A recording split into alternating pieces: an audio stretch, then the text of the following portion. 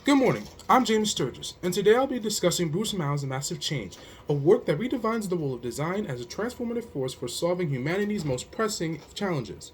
Mao's central thesis is that design, when viewed as a holistic and systemic framework, has the potential to address interconnected crises like climate change, inequity, and resource scarcity. By integrating innovation, interdisciplinary collaboration, and social responsibility, design becomes a tool for creating equitable and sustainable solutions. This video will explore six key chapters from the book: movement economies, material economies, manufacturing economies, wealth and politics, and information economies. Each chapter illustrates both the opportunity and the challenges of implementing Mao's vision in today's world. The first chapter will be movement economies. In movement economies, Mao envisions mobility systems that reduce environmental impact while increasing equity and access. Electric vehicles, autonomous systems, and walkable cities play a key role in this vision. By 2024, EV adoption has accelerated, driven by companies such as Tesla and supportive policies in places like California and Norway. However, access to charging infrastructure is unequal, with rural and undeserved areas left behind. High costs also exclude many low income households, exacerbating mobility inequities. Public transportation, another pillar of Mao's vision, shows mixed progress. Cities like Seoul and Copenhagen have built sustainable systems, but developing nations struggle with outdated infrastructure and funding gaps. The COVID-19 pandemic worsened these issues by reducing ridership and straining budgets. Achieving Mao's visions requires investments in public transit, equitable EV infrastructure, and participatory planning to ensure all communities benefit from mobility advancements. The second chapter is material economies. Mao's Material Economies chapter focuses on embedding intelligence into materials to reduce waste and increase sustainability. Advances like biodegradable plastics, self-healing materials, and smart textiles hold great promise. Since 2004, material science has progressed significantly with innovations like graphene, plant-based plastics, and nanomaterials. However, challenges still remain. Producing advanced materials often requires energy-intensive process and rare earth materials, harming ecosystems and raising ethical concerns. High costs also limit adoption in resource-poor areas. Circular economy principles align with Mao's vision, empathizing, recycling, and reuse. While some countries, like the Netherlands, land in particular practices, many regions still rely on linear production modules. Policies promoting sustainable R&D, infrastructure for recycling, and global collaboration are essential to making intelligent materials accessible and scalable. The third chapter, military economies.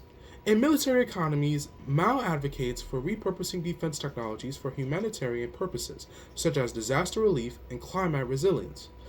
By 2024, technologies like drones and GPS, originally developed for military use, have been widely adopted for civilian applications, including disaster response and logistics. However, global defense spending continues to focus on traditional objects, with rising investments in autonomous weapons and cyber warfare. Mao highlights ethical challenges, such as privacy concerns with drones and the risks posed by autonomous weapons. Shifting military economies towards life-affirming purposes requires international collaboration, reallocation of budgets, and policies that promote transparency and accountability. The fourth chapter, manufacturing economies. Manufacturing economies wishes to create waste-free systems that prioritize sustainability. Mao imagines industries recycling materials in closed loops to minimize environmental harm. The concept of a circular economy has gained traction since 2004, with companies like Apple and Patagonia leading the way. Apple's use of recycled aluminum and Patagonia's upcycling initiatives are notable examples. However, circular practices remain uneven globally, with many regions lacking the infrastructure or motivation to adopt sustainable production models. To achieve Mao's vision, policies that support circular manufacturing, stricter waste regulations, and consumer education are critical. Collaboration across governments, industries, and communities is essential for systemic change. The fifth chapter, wealth politics. Eradicating poverty and wealth. In wealth and politics, Mao envisions systemic reforms and technological innovations to eliminate poverty and promote equitable wealth distribution. Digital banking platforms like M-Pesa have transformed financial inclusion, giving millions in developing countries access to credit and savings. Microfinance initiatives have empowered marginalized communities, particularly women, to pursue entrepreneurship. However, systemic inequities persist, exacerbated by crises like COVID 19 and climate change. Unequal access to education, healthcare, and economic opportunities undermines technological solutions. Mao's vision requires policy reforms, international cooperation, and grassroots efforts to address the root causes of inequality and ensure equitable access to resources. Information economies. In information economies, Mao envisions a global mind created through interconnected networks that democratize access to knowledge. The internet and AI have largely realized this vision by expanding opportunities for education and collaboration and innovation. However, the digital divide leaves marginalized communities without access to these benefits. Ethical concerns like misinformation, data privacy, and algorithmic bias also pose significant challenges. Bridging the digital divide and ensuring ethical information practices are essential to achieving Mao's vision. Investment in infrastructure, education, and inclusive policies are critical to building an equitable information economy. Finally, my conclusion. To conclude this video, Bruce Mao's Massive Change is a bold manifesto that challenges us to rethink the role of design in shaping a better future.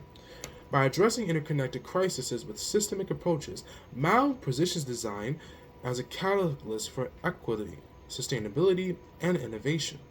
While progress has been made in areas like EV adoption and circular economies, systemic barriers remain. Achieving Mao's vision requires ethical accountability, comprehensive policies, and a commitment to equity and exclusivity. Ultimately, Massive Change is both a roadmap and a call to action. It invites us to embrace complexity, collaborate across disciplines, and use design to transformative design. By prioritizing sustainability and justice, we can realize Mao's vision as a prosperous and equitable future for all.